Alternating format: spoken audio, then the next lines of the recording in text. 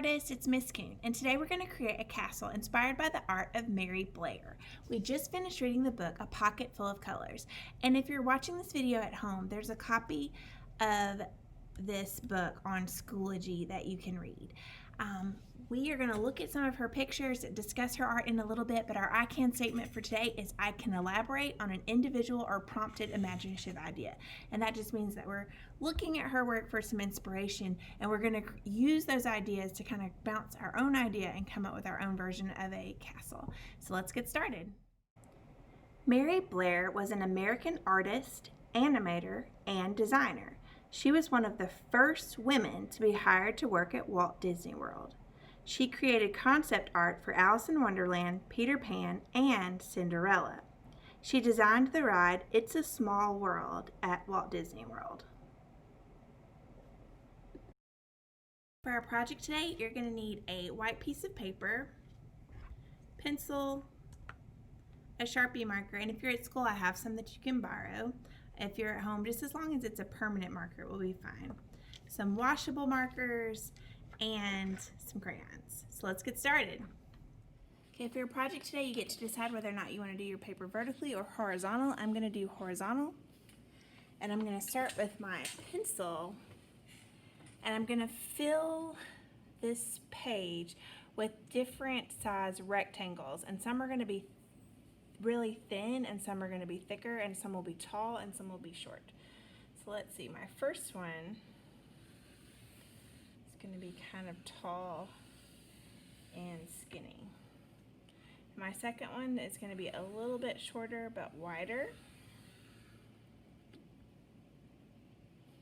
And then I'll do a very short one. And one that's a little bit taller. And maybe one more on the end that's kind of in between.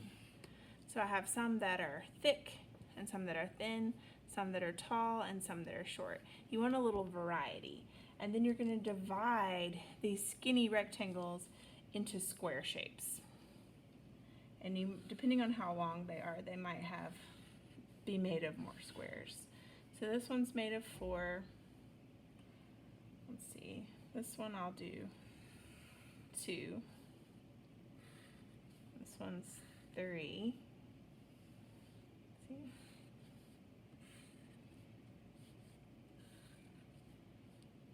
And this one. They don't have to line up from one rectangle to another. If you want them to, they can. They don't have to. That's not super important. Mine are going to, but this wide one is a good place to put a door. You don't have to put your door there, but I'm gonna make a nice wide door.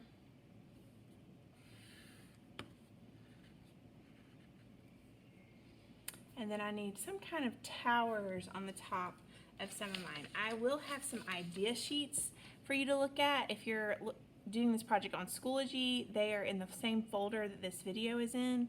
There's some idea sheets that you can look at, and if you're here at school, I'll have a few that I'm going to hand out. So I'm going to pause for a second and then speed my video up.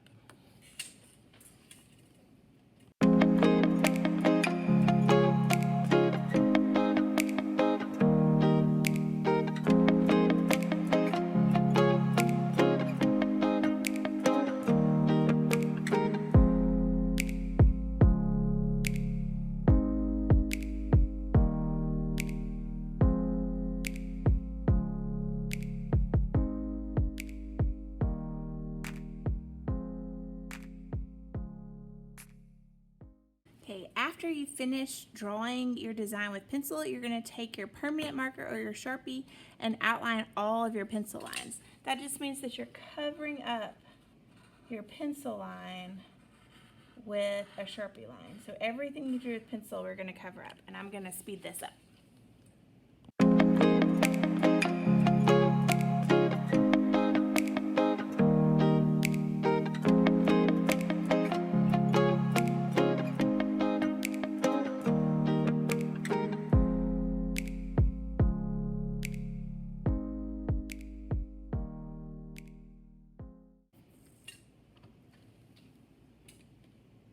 Okay, just a reminder that after you've outlined in Sharpie, you're going to take your eraser and check for little places where you got off of your line so that you can clean it up and you don't have all those little gray marks.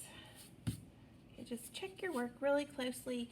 I want you to be sure that you've added lots of good detail and that there's something in each section. Make sure that you have towers on top of each section, or at least a flag.